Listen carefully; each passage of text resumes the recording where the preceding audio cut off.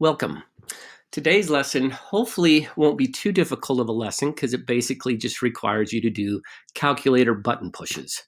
But what we're going to do is learn how to use a calculator to find your your six trigonometric ratios, your sine, cosine, tangent, your cosecant, secant, and cotangent by just using a calculator.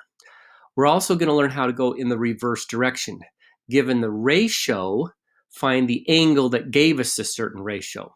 That's called the inverse sine, inverse cosine, inverse tangent, and then we'll do these inverse cosecant, inverse secant, and inverse cotangent.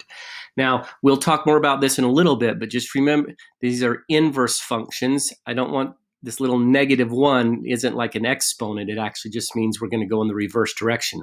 We're given a ratio, we're going to find the angle. Again, we'll talk more about that in a minute. Let's first do the basic, find the sine of 72 degrees. Again, the most important thing is to make sure your calculator is in degree mode before you start this assignment. So again, two types of calculators. This one here is on my desktop. Again, right now I'm in radian mode. I can click that. Actually, now I'm in radian mode. It says right here that I'm in radian mode. I push that, now I'm in degree mode. On this calculator here, I got to make sure I go to the mode key and make sure I'm in degree mode, which I am. I'm in degrees. So just make sure whatever calculator you're using is in degree mode. And then finding the sine of 72 degrees is as simple as finding your sine button, sine right here. I hit the sine, and then I type in 72, and I hit enter, and I get by 0.95105 is just a decimal, and it says to round your decimal to the nearest hundredth. On this calculator, down here, whoops, I've already hit the second key, so here's my sine, cosine, and tangent button, so I'd hit sine again, and then I would type in that 72. Actually, I think I type in 72 first and then hit sine. It's kind of backwards on this one, so you type in the angle, then you say I'm going to take the sine of it, and I get my 0.95. So I come up here and I type in my 0.95, and I hit submit, and I get my final answer. Now, the sine, cosine, and tangent are all those specific buttons, sine, cosine, and tangent. If you'll notice, I don't see a cosecant, I don't see a cosecant, a secant, or a cotangent button. So what I need to know how to do is realize that the cosecant is 1 over the sine. In other words, it's the reciprocal.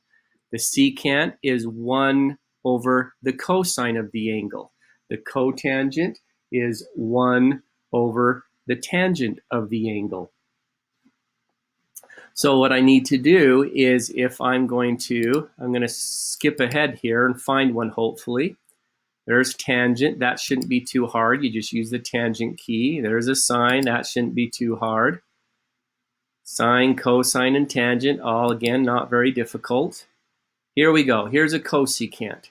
So in order to do the cosecant, since there's no cosecant button on my calculator or down here, what you're going to do is you're going to divide 1, so I'm going to write it down here so you can see it, that cosecant of 51 degrees is the same as 1 divided by cosecant is the same as the sine, inverse of this, so it's 1 over the sine of 51 degrees.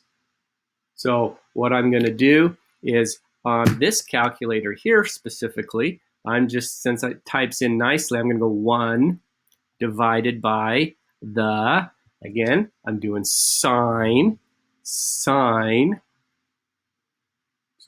of 51 degrees. And I hit enter, and I get 1.286. If I round to the nearest hundredth, it'd be 1.29. On this calculator, I just got to be a little bit careful. What I would do is I would type in the 51. I would take the sine of it, and that's not going to be the right answer. And then I need to do 1 divided by this number. But that's actually the same as this 1 over. 1 divided by the number I see. So if I click 1 divided by the number I see, I get my 1.28, which was the same thing as I got over here. So I type in my 1 1.2, actually 9, because I want to round to the nearest hundredth, right? Since that's a 6, make sure you round that up to a 9, and I hit submit. And that's how you do the secant. Now that was the cosecant. Here's a secant. Again, secant, if you have these written down, secant is 1 over the cosine. So again, I'm just going to do 1 divided by the cosine of 41 degrees and hit enter. Again, on this calculator here, I'd actually have to type in the 41 first. I would have to hit the cosine, and then I'm going to take 1 and divide by this number I see, or 1 over that, and it gives me the 1.325, which if I round, it's 1.33. 1.33. So just remember that the calculators will not have a cosecant, secant, and cotangent button, but you just do 1 divided by the tangent of that angle. Now, the second part of this lesson is going in the reverse direction. And what I mean by the reverse direction, I gotta hurry and find the assignment first, is given the ratio, I want to find the angle measure. So for instance, and this loads here, it says that I have the sine of some angle, unknown angle, is equal to the square root of 3 over 2. What is that angle measure? What is the angle that gives us a ratio of the square root of 3 over 2? Well, I take my calculator now, and now what I'm going to do is I need to remember that I'm going to use these sine, that's a little -1 above it. It's an inverse sine, or the inverse cosine, or the inverse tangent. Okay? On your calculator, though, that's usually going to be using the second key and the sine. If you look just above the sine, you see the little blue, whoops, I covered it, sine with a little -1 next to it. On the cosine, just above it, there's a little blue cosine -1. Above the tangent, there's a little tangent -1. On the calculator on my desktop, I have to hit this second key, and then my sine, cosine, and tangent buttons will turn into the inverse sine, sine with a little -1. It's the inverse sine, inverse cosine, and inverse tangent.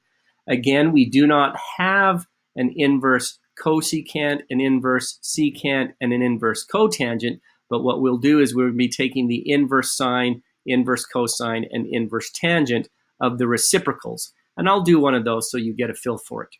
But here, let's do this one. Let's do this sine, find the angle that gives us a sine of the square root of 3 over 2. On this button, or on this calculator, I'm going to hit second. I'm going to do the inverse sine. So you'll see that it has that little sine with the -1. And then I'm just going to type in the square root of 3 over 2. So I hit, again, I have to hit the second because I need to do a square root key, which is that blue above the x squared. So square root of 3.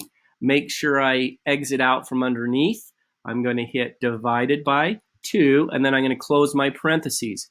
What's important is to realize that the square root of 3 divided by 2 is completely inside 2 sets of parentheses, so I'm taking the inverse sine of all of that. Don't just accidentally take the inverse sine of 3. Then I hit enter, and I get, 60 degrees. The answer to this problem was 60. On this problem, on this calculator, I got to be very careful because, again, it works kind of backwards. First thing I'm going to do is take 3, and I'm going to find its square root. So I've taken the square root. Now I'm taking that square root of 3, and I'm going to divide it by 2. So now I divide it by 2, and I'm going to hit equals. That gives me this square root of 3 over 2 as a decimal. Now I'm going to come down here and hit the inverse sine button. Now, if you hadn't hit the second key, make sure you hit the second key so it has the little -1. Hit the inverse sine, and lo and behold, I get 60 degrees. Again, as a reiteration, make sure your calculator is in degree mode and not radian mode. Hit submit. So again, very simple process as long as you follow your calculator key buttons. So here we're doing an inverse tangent. I want to find an angle whose tangent is 1. So on my calculator here, I'm going to do the inverse tangent. So I hit the second inverse tangent. So you notice up here, I have a little -1 underneath or above the tangent. I'm just going to type in 1. I always like to hit the close parentheses for safety, and I hit enter, and I get 45 degrees. On the calculator on my desktop, again, I'm just going to clear out, make sure I'm not doing anything else. I'm going to hit 1, and then I'm going to come over here and hit inverse tangent. I'm taking the inverse tangent of 1. I get 45 degrees. So I type in 45 degrees, and I hit submit. Okay, very simple, these inverse functions. Just make sure it has that little -1. But now let's get to one where we're doing the inverse of like this cosecant. Now this one I'm going to write down again on a piece of paper so you can kind of see how it's done, because we don't have these 3 buttons on our calculator.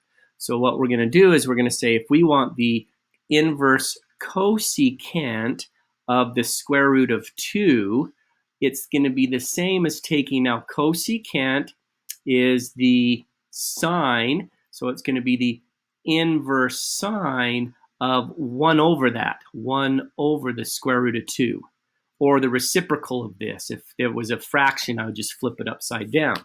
So now on my calculator, again, I'm going to, in order to find this inverse cosecant, I'm going to do second inverse sine, but I'm going to do 1 over the square root of 2.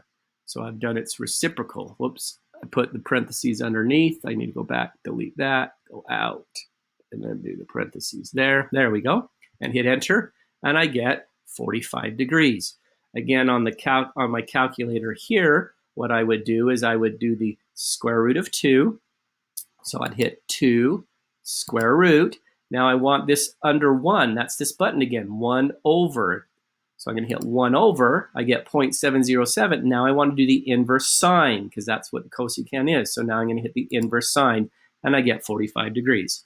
So I come in here and type in 45 degrees and hit submit. All right, here's a cotangent.